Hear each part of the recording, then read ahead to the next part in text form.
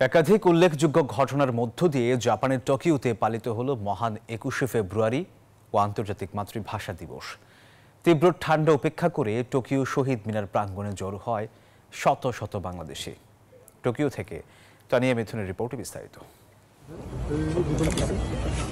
জাপানে টোকিওস্থ বাংলাদেশ দূতাবাসের উদ্যোগে যথাযথ ভাবগাম্ভীর্য ও মর্যাদায় মহান শহীদ দিবস ও আন্তর্জাতিক মাতৃভাষা দিবস উদযাপিত হয়েছে।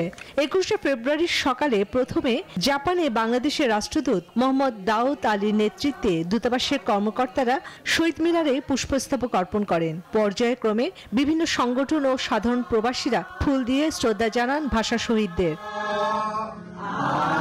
একই দিনে টোকিও, ইউনাইটেড ন্যাশনাল ইউনিভার্সিটি এবং বাংলাদেশ দূতাবাসের যৌথ উদ্যোগে পালিত হয় আন্তর্জাতিক মাতৃভাষা দিবস। এতে বিভিন্ন দেশের রাষ্ট্রদূত ও কূটনীতিক সহ বিশিষ্টজনেরা উপস্থিত ছিলেন।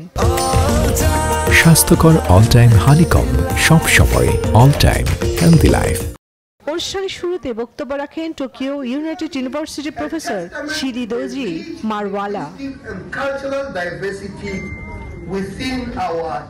এরপর ভাষা আন্দোলনের প্রেক্ষাপট তুলে ধরে বক্তব্য রাখেন রাষ্ট্রদূত মোহাম্মদ দাউদ আলী।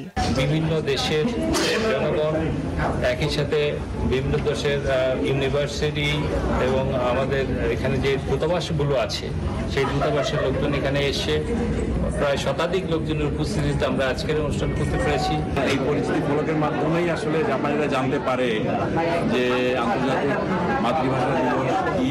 স্থানীয়দের উদ্যোগে বাংলাদেশি প্রবাসীদের সাংস্কৃতিক সংগঠন উত্তরণ বাংলাদেশ কালচার গ্রুপ, স্বরলিপি একাডেমি ও মাদল সহ শ্রীলঙ্কা, নেপাল ও জাপানি শিল্পীদের পারফরমেন্স সবাইকে মুগ্ধ করে। Desk report, news 24।